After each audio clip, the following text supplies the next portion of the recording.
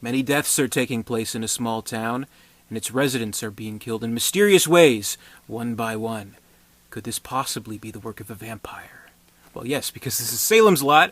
This is today's review. Of course, it's based on Stephen King's novel of the same name, Salem's Lot, short for Jerusalem's Lot. And this holds a unique distinction of being the very, very first miniseries to be based on a Stephen King work. We, of course, see many movies, many miniseries based on Stephen King's work throughout the years up to the present.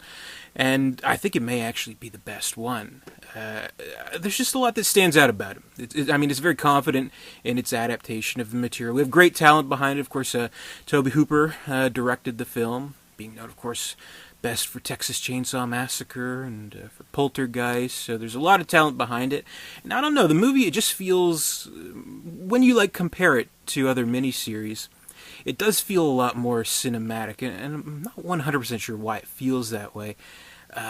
Maybe because it was at the style at the time. This is the late 70s.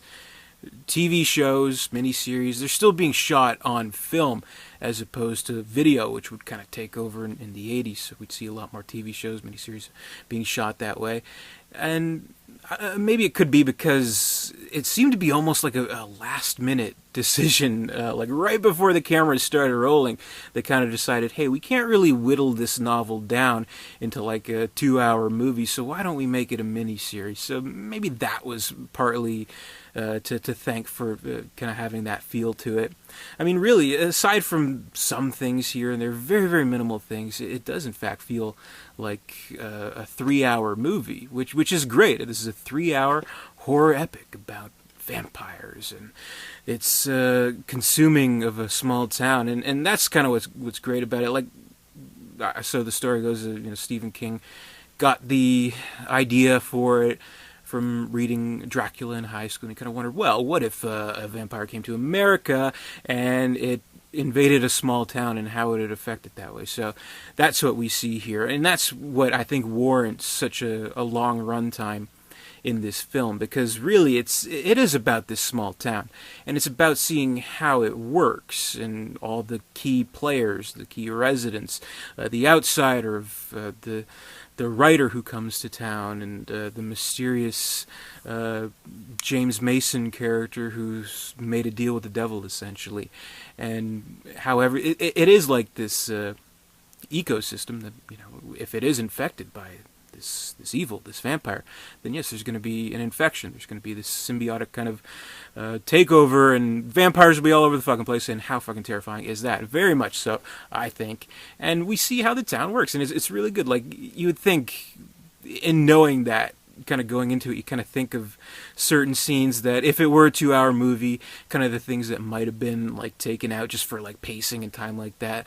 There's a great kind of, subplot with the real estate agent, Fred Willard, who's a great actor, a great comedic actor. You've probably seen him, every single Christopher Guest movie, of course, and just about a million other things. He's playing the real estate agent who's having the affair with his secretary and all that stuff there, which, isn't really essential for the plot, but it kind of gives you an idea of this town and how it's a small town. Everybody knows everybody's business. They know if, the husband's going to come with a fucking shotgun and try to catch the adulterer and things like that. We have how the sheriff's office works, and keeping the homeless man to watch eye over things, and all this great stuff. So it is this great story of a small town, and it's being infected, basically. And it has a lot of scary vampire stuff.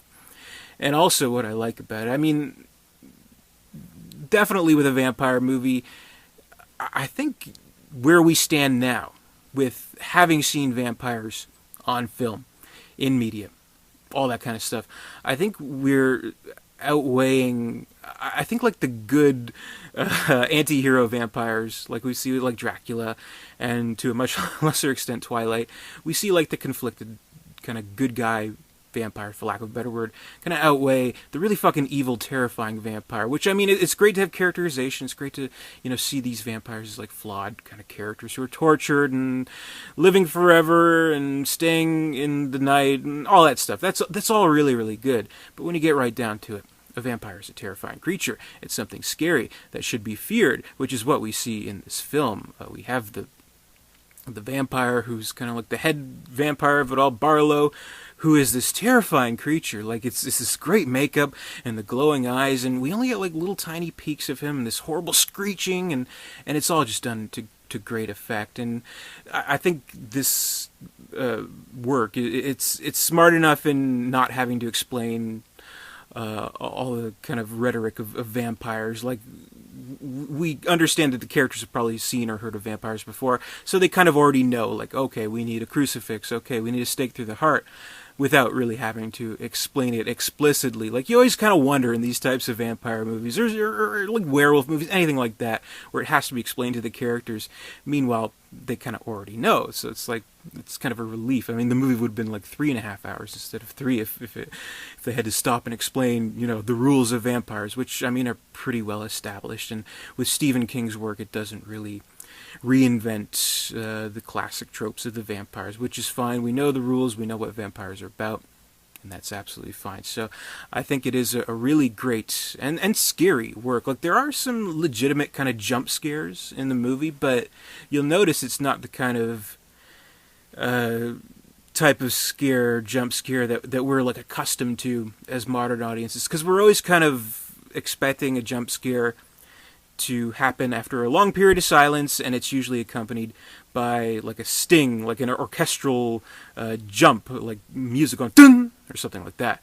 Here there are a lot of moments that make you jump, but it could happen in like the middle of a scene. It could happen out of nowhere, and it kind of keeps you on edge and keeps your nerves up a little bit. So it was very well done in that respect. And the imagery is just really creepy. Like, probably the thing you'll remember most, or what people generally remember most out of this film, is that unnerving, eerie scene where the child who has died and become a vampire is coming through the fog to the window of his friend's home, scratching at the window, asking him to come out and play. It's so fucking terrifying, and it must have been even more terrifying back then. It still holds up as something really scary, and this is the type of movie. It's not one fact it being a made-for-TV miniseries, and two, just a stronger story in general. It doesn't rely on gory, disgusting effects or anything like that. I don't believe, for a movie about vampires, I don't think you see a drop of blood in this movie, which is pretty impressive to think that they're able to rely on the strength of the story, the strength of the characters, and we do get great characters here. The actor who plays Hutch on Starsky and Hutch, this is his big role. He plays the writer Ben, who comes into this town, sparks up a romance with Bonnie Bedelia, who's pre Die Hard, so she doesn't have the 80s puffy hair, so I almost didn't recognize her in the movie. And we have this kid, Mark, who's kind of obsessed with monster movies and things like that. We see Frankenstein, Wolfman posters on his wall, so that's another kind of hint that, yeah, these characters live in this universe where they kind of know the rules of these types of monsters. And he's almost kind of a precursor to a Tommy Jarvis type of character, sort of. And I think as the movie goes along, as we drive towards its conclusion, and from what we see in a flash forward in the beginning, it's an interesting pairing between Ben the writer and Mark the kid. So it's something a little bit different that we see. Just this school kid who has a knowledge of horror movies and things like that, and this writer who's always into his research and knows his shit, and them becoming kind of the vampire fighting team or something like that. So I don't know. I think it might be, aside from maybe The Stand, I think this might be the very best Stephen King miniseries adaptation. The movies will get into a whole different category there, but I think this still stands as one of the strongest miniseries. It feels like a 3-hour movie. It doesn't feel like it's cheap or anything like that, shot on video, anything like that. Legitimate acting, legitimate directing, legitimate scares. I think it's a great movie. So if you haven't seen Salem's Lot, definitely check it out. I love it, and particularly one of my favorite things about the movie is James Mason playing his role, just practically like tenting his fingers and the joy of playing such an evil bastard. And I thought they're great scenes with it. Even like a small scene, like, he's talking to the sheriff. He's like, okay then, ciao. He's like, what? Ciao, it's Italian.